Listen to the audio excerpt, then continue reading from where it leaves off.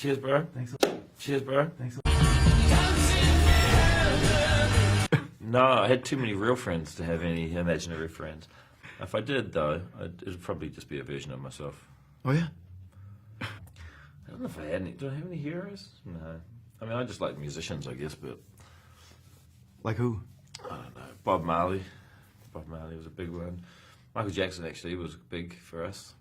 Cyndi Lauper was one of my biggest crushes. I loved her. So I think of other things. I mean, one of the first albums I bought was The Bangles. Yeah, that's sort of a big mix, really. No, that was never my plan. Originally, I had no idea really, and I just thought that I'd just write the script, and then we'd sort of figure out. Even the main thing was trying to figure out if we could actually get the film made.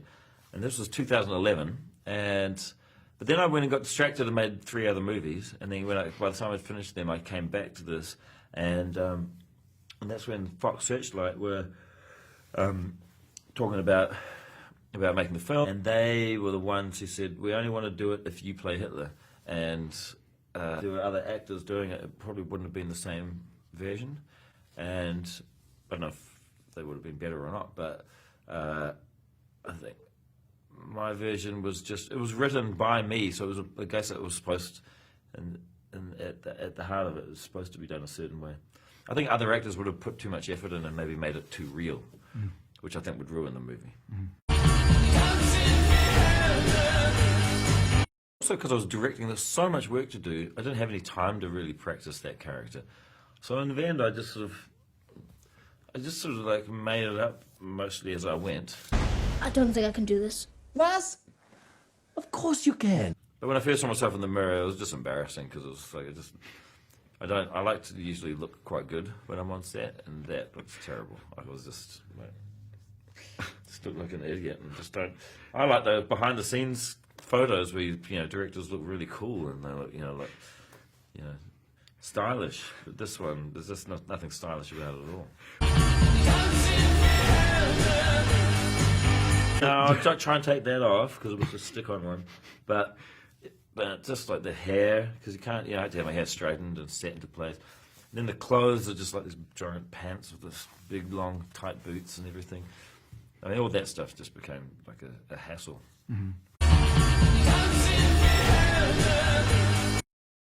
I love directing the most. Then I like acting and writing. I used to be the reverse. I used to love writing the most, but I've kind of gone off it now. It's just I associate writing with deadlines, which means that it's become less exciting to me. When I first was writing, it was just always just me with no deadline because no one would give me a job. So I was just writing my ideas, and I got excited by that. I was really motivated by that stuff. But yeah, now it's just directing is the one that I love. I guess the one concern I might have had was that, people, that someone might have taken some great offence to it, and I don't want to be offending people unless they're actually Nazis.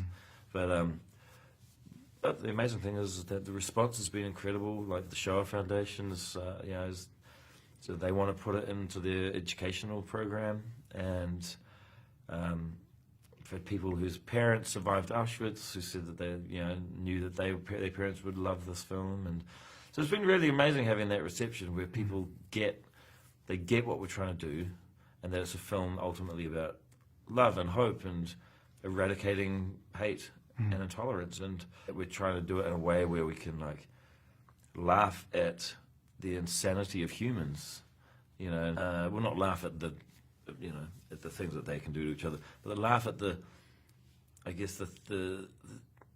these groups who are responsible for those things, and kind of take away their power through humour.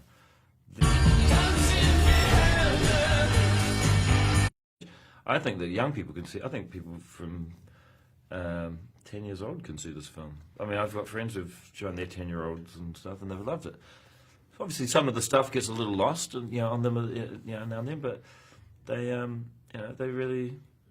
I think it's important that young people are exposed to more films that challenge them and make them think for themselves and make them sort of consider the wider world around them, rather than, you know, the usual sort of, I guess, the usual kids films, which, you know, which make them think only for about 6 seconds after the film is finished, and then they think, what's next? Like, yeah, so it's good.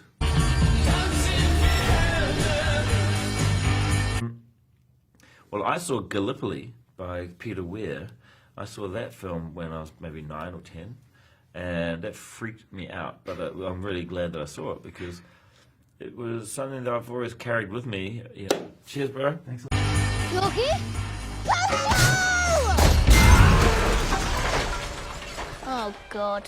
Nothing makes sense anymore. Yeah, I know. It's definitely not a good time to be a Nazi.